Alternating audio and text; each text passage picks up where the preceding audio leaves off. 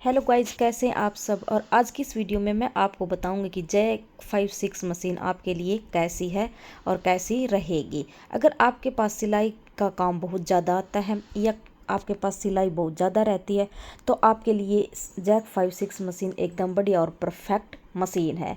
तो दोस्तों, सबसे पहले मैं बताऊंगी इसके साथ ये दिए गई है वायर, जो कि मैंने प्लग में लगा दिया है और स्विच को ऑन कर दिया गया है। मशीन के साथ ही दिया गया ये ब्लैक कलर का एक बटन, जो कि इसमें दो सिग्नल दिए गए, एक जीरो का और एक माइनस का।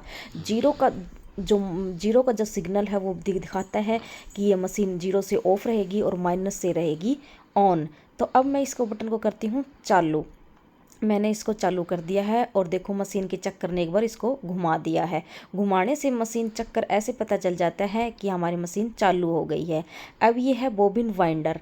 इसमें भरते हैं नीचे वाली जो फिरकी होती है, नीचे जो धागा डलता है, ये वाली फिरकी को कैसे इसमें भरते हैं। तो अब मैं आपको इसमें बोबिन वाइंडर से कैसे बोबिन को भरते हैं ये आपको बताऊँगी। तो ये देखो, इसके साथ ये स्टॉपर दिया होता है। ये स्टॉपर लगने के बाद ये फिरकी इसमें भरी जाएगी। तो अब देखिए मैं इसको भर रही हूँ धागे को। ये मैंने देखो यहाँ से मैंने गिट्टी को लगा दिया है और इसमें से यहाँ से डालकर या धागे को मैंने आगे से कट कर लिया है। अब यहाँ सीधा धागा मैंने लेकर इसके साथ दिए गए ये दो सुराख, जो कि पहले वाले सुराख में मैंने इसको ऐसे डाल लिया है। अब मैं घुमा रही हूँ स्प्रिंग के बाहर की तरफ। स्प्रिंग के अंदर डालकर मैंने पहले सुराख में डाल लिया, फिर स्प्रिंग में डाल लिया। अब मैं जो दूसरे वाला जो इसमें सुराख दे रखा था उसमें मैंने धागे को डाल लिया है। ये देखो यहाँ से ऐसे धागा होते हुए यहाँ आ गया है। अब क्या है कि अब जो फिरकी है उसके अंदर दो तीन ऐसे चक्कर लगा लेंगे, दो तीन बार घुमा लेंगे ताकि हमारी फिरकी अच्छे से भर जाए। ये देखो ऐसे गोल गोल गोल गोल करके मैंने इसको घुमा दिया है धागे को फिरकी के अंदर। और अब मैं इसमें सेट कर दूंगी यहाँ से ऐसे देखो। और अब मैंने लगा दिया इसका स्टॉपर। ये स्टॉपर इसका ऐसे लगता है, ये देखो ऐसे इसका स्टॉपर लग जाएगा और हमारी फिरकी भर जाएगी। अब मैं देखो इसकी फिरकी कैसे भरते हैं कि पंजे से। ये देखो हमें पंजे की स्पोर्ट से ये धागे ऐसे मशीन चला के और इस धागे को ऐसे भर देंगे।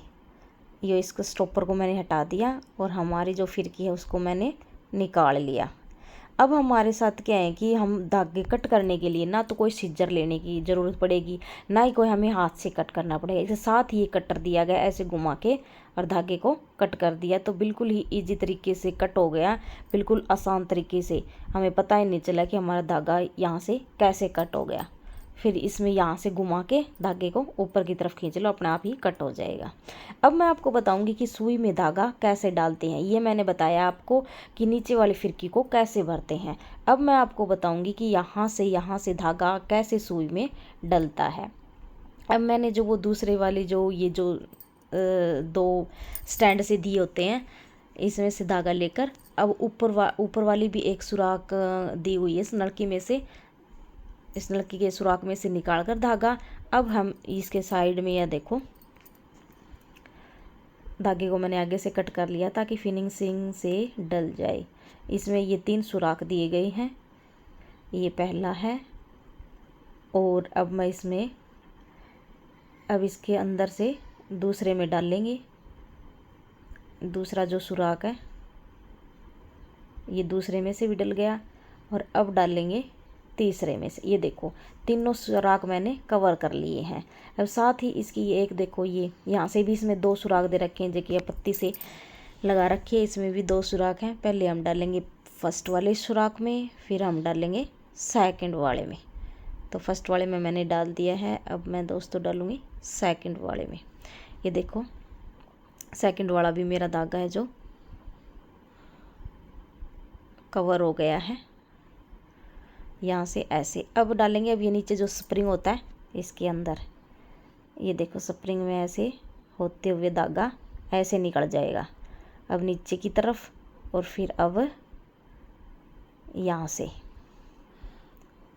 यहाँ ऐसे से, और इसके साथ ही में ये दो टचिंग और दे रखी हैं, इसमें ऐसे धागा निकल जाएगा।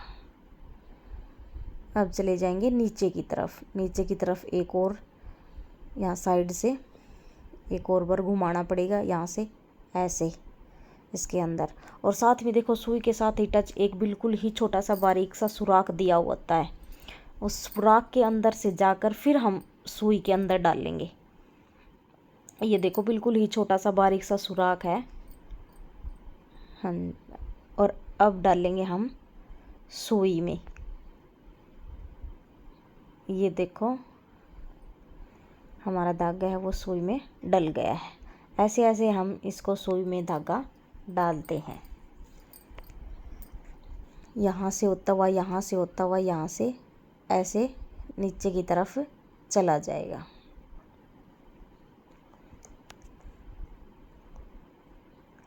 अब है ये लाइट का ऑप्शन, इसके साथ ही एलईडी दी गई है। आप कम अंधेरे में भी बहुत अच्छा काम कर सकते हो। लाइट कम भी दी गई है, ज़्यादा भी दी गई है, आप अपने अकॉर्डिंग इसको कम या ज़्यादा कर सकते हो। साथ में इसका दिया गया है ये मीटर। ये मीटर पे 2 प्लस के और 1 माइनस का निशान दिया गया है। प्लस वाले से ज़्यादा होती है स्पीड और माइनस वाले से कम होती है। ये मैंने इसको कर रखी है 25 पे। अगर आप नए नए हैं, बिगिनर हैं, तो 25 पे ही, 25 से 30 के बीच में रखिएगा, क्योंकि इसकी हाइट स्पीड है वो 40 है। 40 पे करने से मशीन की जो लाइफ टाइम होता है वो कम हो जाता है। तो ये देखो यहाँ से इसकी मशीन जो प्लस के निशान से है, इसकी मशीन बढ़ती जा रही है। ये होती है इसकी हाइट स्पीड है वो है 40। हाइस्ट स्पीड इसकी 40 है। और ये है पी का जो नीचे डैश होता है ये नीचे ही रखना। या अगर प्लस का निशान ज़्यादा बार दबाने से इसका मशीन का जो पी वाला डैश होता है ये ऊपर की तरफ चल जाता है। ये सुई का सिग्नल देता है। अगर हम कॉर्नर वगैरह पे सुई जो उठाकर या हम पक्का करते हैं या फिर कुछ ऐसे होता है तो इसमें सुई का थोड़ा सा डर सा रहता है, तो इसलिए इस डैश को है आप नीचे ही रखिएगा। मैंने इसकी स्पीड भी 25 पे ही रख रखी है। और इस जो पी वाला माइनस है वो भी आप नीचे ही रखिएगा, नीचे ही सेट कर देना इसको। और ये है इसका हैंडल। ये पंजे को ऊपर नीचे करने का हैंडल होता है। ऐसे हम गोड्डे की सहायता से एक गोड्डे से पंजा दबा लें और एक गोड्डे से ऐसे ऊपर नीचे करना हो पंजा, तो हम उसको ऐसे कर देंगे। ये देखो मैं आपको दिखा रही हूँ, ऐसे ऐसे पंजा ऊपर नीचे हो रहा है और गोड्डे की तरफ से।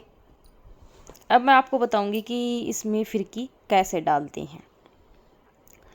फिरकी को मैंने डाल दिया है। फिरकी डालते समय एक कटक की आवाज़ आती है। अगर वो आवाज़ आ जाती है तो आपकी फिरकी है वो एकदम सही और परफेक्ट तरीके से इसके अंदर जा चुकी होती है। अगर वो आवाज़ नहीं आती तो आपकी फिरकी इसमें सेट नहीं हो पाएगी।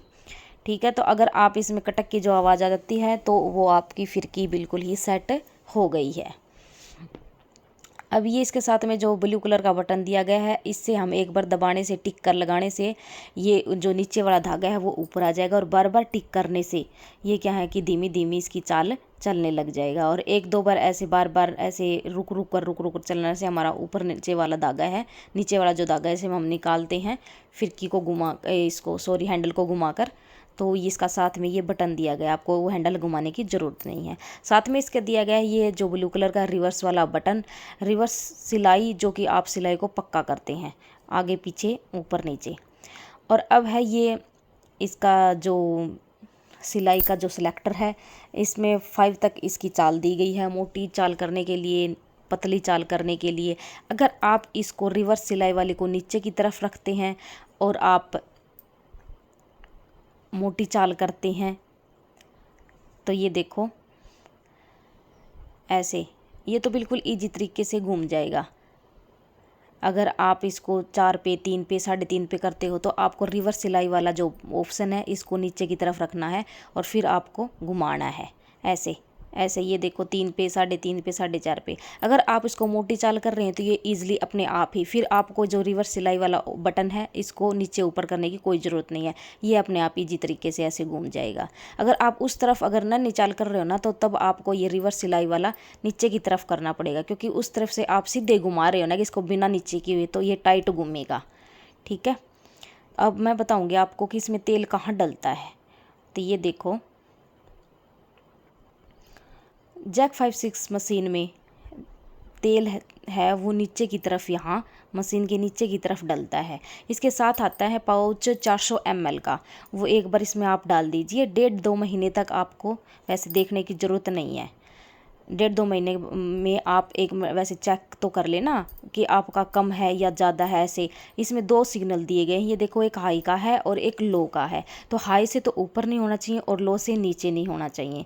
तो आप वैसे बीच में चेक भी कर सकते हो, लेकिन यूँ है कि आप 1.5-2 महीने तक ये मशीन का तेल चल ही जाएगा। इसके साथ ही पाउच आता है और बाद में आप ये ख़त्म होने के बाद आप कहीं से भी बाय कर सकते हो, ऐसे बता के भी हमारे पास ये मशीन है और हमें इस मशीन का तेल चाहिए। तो अपने आप जो दुकानदार हैं वो अपने आप ही दे देंगे। तो इसमें मशीन आपको खुद से ऐसे थोड़े थोड़े दिन में या 5 दिन में या 4 दिन में ऐसे डालने की ज़रूरत नहीं है, छोटी छोटी कीप से। इसके साथ ही 400 ml का जो पाउच है, मतलब 400 ml जो तेल है, वो एक बार में ही आप डाल लेते हो, जिससे कि आप 1.5-2 महीने मशीन को देखने की ज़रूरत नहीं होती। तो ये जो मशीन के बारे में मैंने आपको बता दिया है। अब मैं बताऊंगी कि आप किसी भी कपड़े पर कैसे सिलाई कर सकते हो। ये जो मैंने मोटा पर्दा ले रखा है, ये ऊपर से तो चिकना, नीचे से है खुरदरा। तो इस पे दिखाऊंगी मैं आपको सिलाई करके कि कैसे मशीन चलती है। और सिलाई सिलने में तो एकदम परफेक्ट है, बिल्कुल ही मज़ा आ जाता है कि ऐसे मन होता है कि सिले ही जाओ। तो ये देखो, चिकने पर्दे पे भी कितनी अच्छी सी सिलाई आई है। दूसरा कपड़ा लिया मैंने ये जाम वाला, जो कि डेली वियर में जो डेली यूज़ में ही काम होता है। ये देखो, सर्दी गर्मी कपड़े में कैसे भी पहनो आप। ये देखो, ये जाम वाला है और जाम वाले पे भी अच्छी सिलाई है और पर्दे पे भी अच्छी सिलाई आई है। अब मैं तीसरा आपको दिखाऊंगी फेंडी सिल्क, जो कि आजकल बहुत ही ट्रेंडिंग में चल रहा है। जो कि ये कपड़ा देखो बिल्कुल ही चिकना है। अब इस पे सिलाई दिखाऊंगी मैं आपको कैसे चलेगी। ये देखो, इससे भी फराटेदार मशीन चल रही है। कैसा भी कपड़ा हो, मोटा हो, पतला हो या बैग का हो, कोई भी कपड़ा हो, आप उस पर चला सकते हैं।